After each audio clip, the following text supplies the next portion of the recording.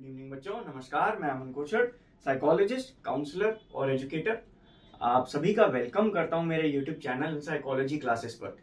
I hope आप सभी की प्रिपरेशन बोर्ड एग्जामिनेशंस के लिए बहुत अच्छे से चल रही होगी एंड उसी को थोड़ा सा बूस्टअप करने के लिए, उसमें थोड़ा सा कंटेंट और इन्फॉर्मेशन और नॉलेज का एडिशन करने के लिए मैं short form video lectures Hindi language में with my personal experience prepare करता हूँ आप सभी बच्चों के लिए। एंड आई होप कि आप सारे मेरी वीडियोस को देखें एंड एंड तक देखें एंड ज़्यादा से ज़्यादा शेयर कीजिए। आज का वीडियो शुरू करते हैं। आज है हमारा चैप्टर 4 का बाइपोलर एंड रिलेटेड डिसऑर्डर्स के बारे में टॉपिक, जिसके लिए हमारे पास 3 सेक्शंस बनते हैं। First that is bipolar 1, bipolar 2 and cyclothymia. And इस साइक्लोथीमिया के बाद या इस सबसे पहले हमें समझना पड़ेगा कि एक्चुअल में मेनिया क्या है, एंड उसके बाद जानेंगे कि बाइपोलर डिसऑर्डर होता क्या है। दैट बाइपोल्स यानी कि पोल्स के 2 हिस्से, तो बाइपोलर इसको डिसऑर्डर क्यों कहा गया है। चलिए शुरू करते हैं इस वीडियो को। सबसे पहले समझते हैं कि बाइपोलर एक्चुअली में मीनिंग होता क्या है। बाइपोल का मतलब ये होता है दैट अगर मेरे पास एक पोल हो, लेट्स से मेरे पास ये एक चॉक होल्डर है एंड इसका एक ये पोल है और एक ये पोल है, तो ये दोनों ही पोल्स अपने एक्सट्रीम्स पर हैं, यानी कि अपने एकदम एक्सट्रीम एंड्स पर हैं। एंड इन दोनों की प्रॉपर्टीज और कैरेक्टरिस्टिक्स बिल्कुल आपस में मैच नहीं करेंगे, बिल्कुल डिफरेंट होंगे। इन द सेम सेंस अगर हमारे पास फीलिंग्स और साइकोलॉजी के लिए से रिलेटेड अगर हमारे पास फीलिंग्स और इमोशंस की अगर हम बात करते हैं, तो उसमें हमारे पास आता है बहुत ही ज्यादा हाई और हाईली एनर्जेटिक मूड, जिसको हम डिफाइन करते हैं by the term mania. And उसी के जस्ट ऑपोजिट होता है with very low mood and low energy, that is called depression. तो यही दो का कॉम्बिनेशन अगर एक इंसान में मिल जाता है तो उसे हम कहते हैं कि जी वो बाइपोलर कैटेगरी में डिफाइन किया जाएगा। Repeated episodes of mood disturbances, या तो मूड लो रहेगा या हाई रहेगा, वो हम आगे जानेंगे कैसे। बट अभी तक अगर तो मूड में एलिवेशन आता है जिसको मेनिया या हाइपोमेनिया से डिफाइन कर देंगे, और दूसरा आएगा लो मूड या लो एनर्जी लेवल, जिसको डिप्रेशन कहेंगे। और हाँ, डिप्रेशन की वीडियो जो मैंने लास्ट मेजर डिप्रेसिव डिसऑर्डर और डिप्रेसिव सिम्टम्स के बारे में इन डिटेल में बनाई हुई है, आप जाके मेरे चैनल पर देख सकते हैं। एंड मेरे चैनल पर 2 वीडियोस और हैं डिप्रेशन से ही रिलेटेड, जिसमें मैंने इन डिटेल डिप्रेशन के हर एक सिम्टम को डिफाइन किया है with my personal experience as a psychotherapist. So start करते हैं first of all bipolar 1 disorder से। ये फर्स्ट कैटेगरी का बाइपोलर होता है जिसमें कि मेनिया और डिप्रेशन, जैसा कि आप सब बच्चे देख सकते हैं कि वो सिवियर फॉर्म में होना चाहिए। अगर मेनिया भी सिवियर है और डिप्रेशन भी सिवियर है, एक साथ नहीं होगा, एपिसोड्स होंगे इसके। कुछ एपिसोड्स मेनिया जो है वो 7 दिन तक लगातार रहता है अगर, तो हम उसको डायग्नोसिस प्रिपेयर कर सकते हैं दैट वो मेनिया में कन्वर्ट हो जाएगा, वो डायग्नोसिस या वो इंडिविजुअल का डायग्नोसिस मेनिया में बन जाएगा।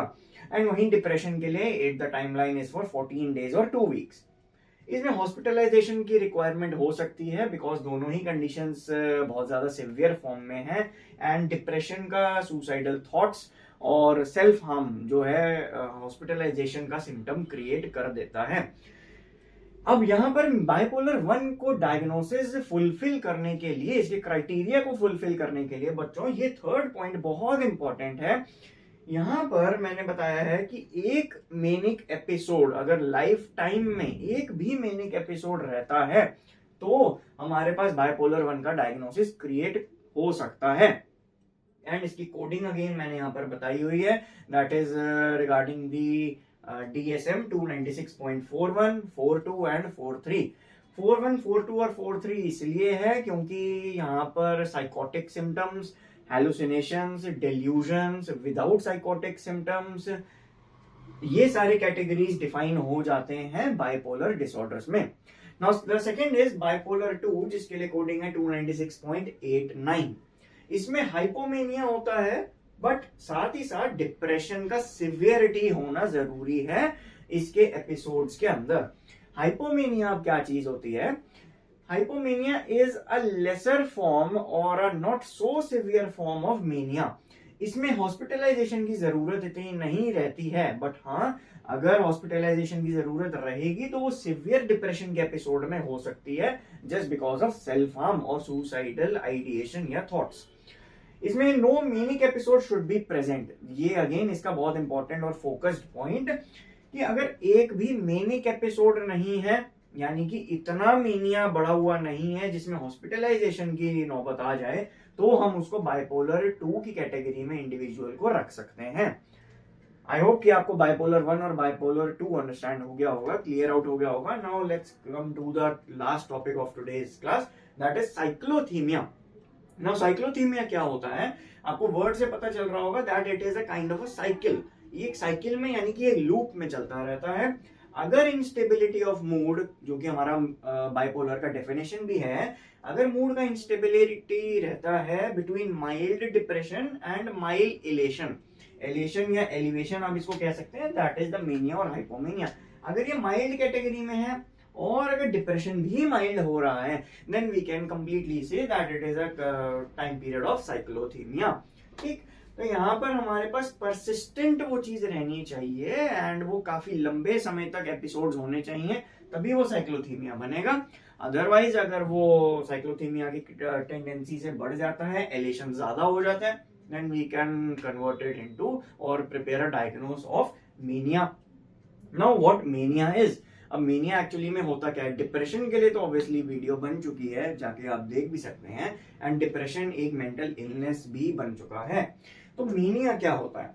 मीनिया के कुछ सिम्टम्स और कुछ टाइमलाइन क्राइटेरियाज मैंने यहाँ पर लिखे हैं ताकि आप उनको हाईलाइटेड नेचर में पढ़ भी लें एंड अपने एग्जामिनेशन पॉइंट ऑफ व्यू से डायरेक्टली लिख भी सकते हैं। Should last for 7 days for most of the day. दिन के ज्यादातर समय में आपको अगर मेनिक टेंडेंसी रहती है, क्या मेनिक टेंडेंसी रहती है? टॉकेटिवनेस बहुत ज्यादा है, सोशेबिलिटी बहुत ज्यादा है, सेक्सुअल एनर्जी बहुत ज्यादा है। इट मींस जो साइकोलॉजिकल साइकोएनालिटिकल थ्योरी में लिबिडो था वो बहुत ज्यादा क्रिएट हो रहा है, या नीड फॉर स्लीप कम हो जाता है, नींद नहीं आ रही है, एनर्जी बहुत ज्यादा है, मोर देन यूजुअल एनर्जी है, सोशेबिलिटी ज्यादा है, फ्रेंडलीनेस बहुत ज्यादा इंक्रीज हो चुकी है और इंक्रीज करने का मन भी करता रहता है। टॉकेटिवनेस इतनी ज्यादा हो गई है कि उसमें प्रेशर स्पीच का नजर आ रहा है। स्पीच सेंटेंस खत्म नहीं होता है, वर्ड्स खत्म नहीं होते हैं कि दूसरा सेंटेंस शुरू हो जाता है कि अगर जिस तरीके से मैं ऐसे पढ़ाऊं, for example episodes of severe mania and depression अगर हमारे पास होता है तो हॉस्पिटलाइजेशन में रिक्वायरमेंट रहता है। ये टेंडेंसी भी अभी स्लो है, बट मेनिक एपिसोड्स में वो बहुत ज्यादा रहती है, जिस वजह से सांस फूलने लग जाती है जब आप अपनी स्पीच खत्म करते हैं। तो ये उसका एक टेंडेंसी होता है मेनिया का। एंड अगर ये चीज बहुत ज्यादा सिवियर फॉर्म में है देन बाइपोलर 1 है, अगर सिवियर फॉर्म नहीं है तो बाइपोलर 2 है, अगर कंसिस्टेंटली माइल्ड एलेशन और डिप्रेशन है तो साइक्लोथीमिया है। एंड आई होप कि आज की वीडियो आपको मेरी बाकी सारे लेक्चर्स की तरह ही अच्छी लगी होगी, एंड आई होप कि आपने एंड तक मेरी वीडियोस देखी होंगी। अगर नहीं देखी है तो आप जाके देख सकते हैं, मेरे चैनल पर सारी वीडियो लेक्चर्स अवेलेबल हैं for short period of times, तो आप जाके देख सकते हैं एंड ज़्यादा से ज़्यादा शेयर कीजिए मेरी वीडियोस को। तो thank you so much and keep sharing and keep liking.